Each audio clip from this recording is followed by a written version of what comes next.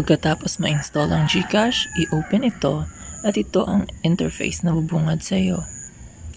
Ilagay mo ang numero na gusto mong i-register sa GCash account. Click Next.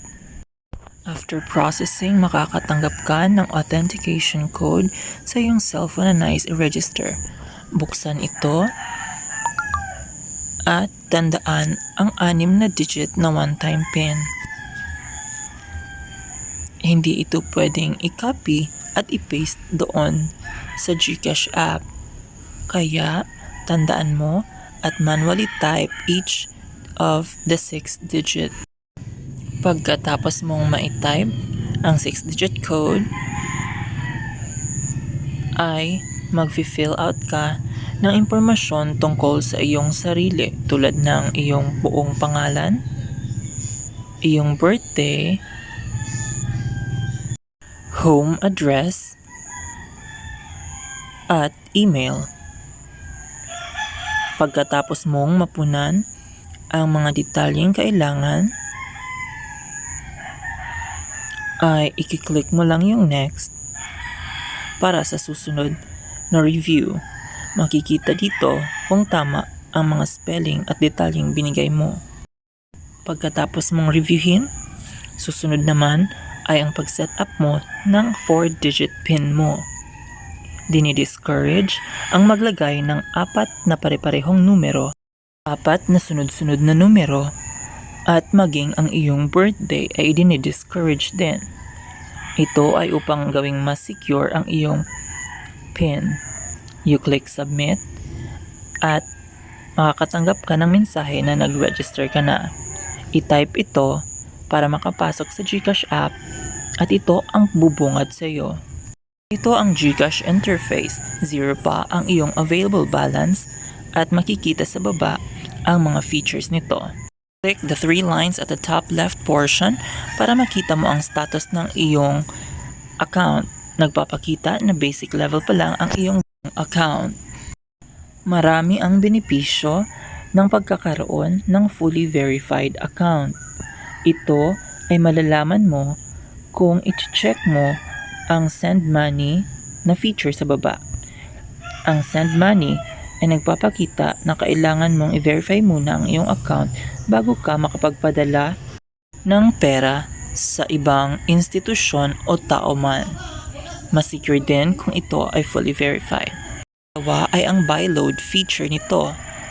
Ang GCash ay maaaring gawin mong loader ng iyong cellphone, internet, at maging ng iyong insurance company. Dahil mas gusto nating gamitin ang full features ng GCash account at ang security nito, tara, mag-register tayo, i-verify natin fully ang ating account. So ito na nga, ang kailangan mo lang ay ang ID mo. Scan your face at mag-fill out ng information to get verified. Paalala sa page na ito na after verification, ito ang mga features na maa-unlock mo. Send money, GSave, invest money, at bank transfer. Kaya let's get verified. Pindutin ang valid IDs para malaman ang mga valid ID list at other IDs na tatanggapin ng GCash para ma-register ang iyong account.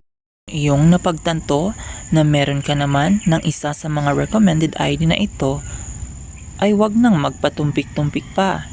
Mag-verify na ng account.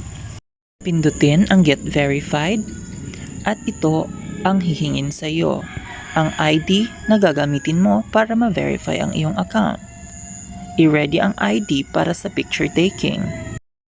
Siguraduhin na sa picture taking ay malinaw ang ID at well-lit ang environment para mas mapabilis ang verification process mo.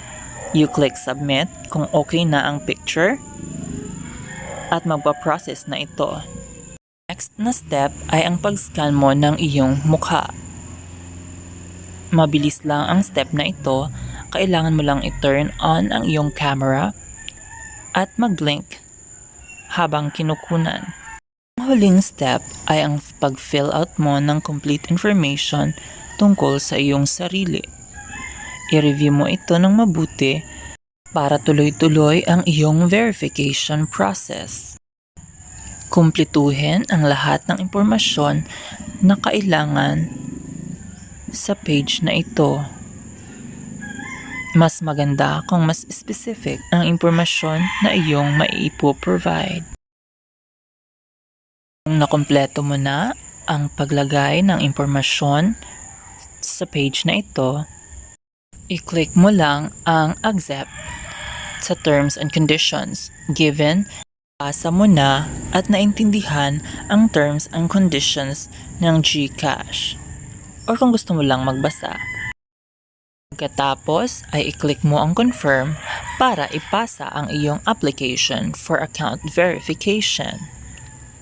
At may isang pusang magsasabi na submit mo na ang iyong application. Maghihintay ka na lang ng 24 hours or less para sa resulta ng iyong application. Salamat!